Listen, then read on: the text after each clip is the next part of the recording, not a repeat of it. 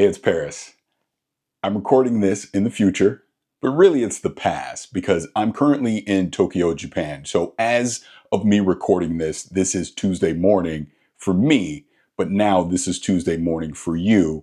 And this is all about Xbox Game Pass. So got a heads up on the news that was coming down for Xbox Game Pass. And as everyone knows now, Game Pass Ultimate is getting a price drop down to $22.99, and PC Game Pass is getting a price drop down to $13.99.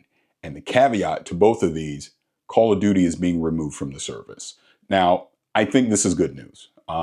This is something I've been talking about since last year when the price increased by 50% for Game Pass Ultimate, going, this is too expensive. We then heard from Asha Sharma, who is the new Xbox CEO, and she also echoed this.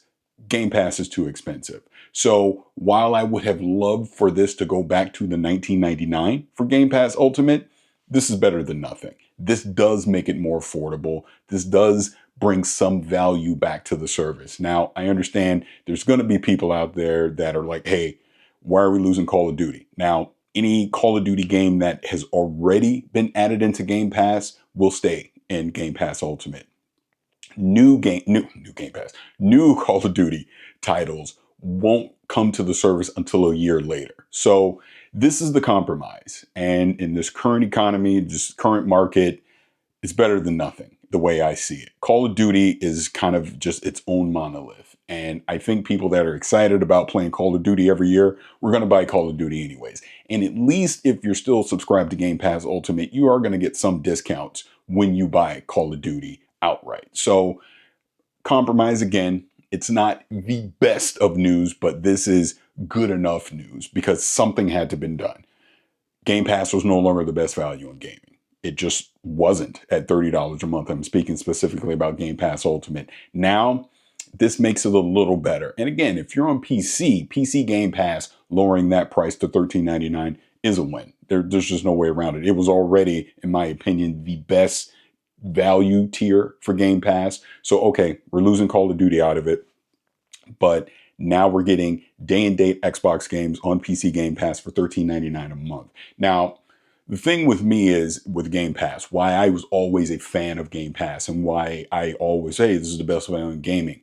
It was because you're getting Xbox games day and date into the service, as well as you're getting the discoverability with some of the indie and the third-party games as well. And that's where I always thought the price when it originally came out, say when it was like $15 a month, yeah, this is an amazing value because you got to play these games at your pace. You didn't have to worry about, oh man, I need to play 3 or 4 games this month to make sure I'm getting the value out of it, right? It was more of a set it and forget it type of service. And when I had time to be able to go play, you could go discover these games. I think a lot with parents, right? Older people that obviously you got kids, you got responsibilities, you got to take them to soccer practice, friggin' dance class, all these things. You're not going to have time to sit there every night playing a bunch of games for hours on end.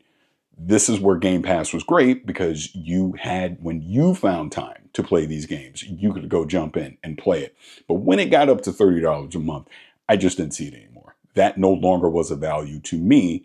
Sure, if you're a kid, you got a lot of extra time on your hands, you can play a whole bunch of games for $30 a month and get that value out of it. Not to mention, I think this also encourages people to stay subscribed month to month versus I guarantee you a lot of people are jumping in and out. Like, all right, I'll subscribe for a month, play a couple games, play Call of Duty or whatever the case, I'm out.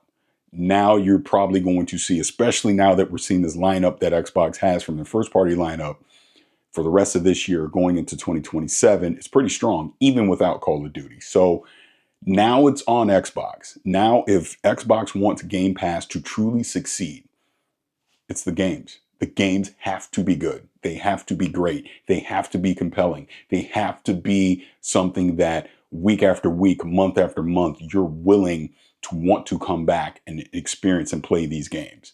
So, like I said, I would have loved if Game Pass Ultimate went back down to $19.99 a month. It's $22.99 a month. PC Game Pass is now $13.99 a month. The other tiers seemingly are still the same. Again, I'm recording this early. I'm in my hotel room right now in Japan. So if there's additional details on that, unfortunately, I did not get that. So I'll wait to see what the other tiers, if they potentially had some kind of price drop or some kind of value increase to them. But it seems like Game Pass Ultimate is staying exactly the same with all the perks that come with Game Pass Ultimate, minus new Call of Duty games. Those will go into Game Pass a year after release. Then you'll be able to play those games as a part of Game Pass. Current Call of Duty games will stay in the service as is. So again, compromise, not 100% like, hey, we're just dropping the price.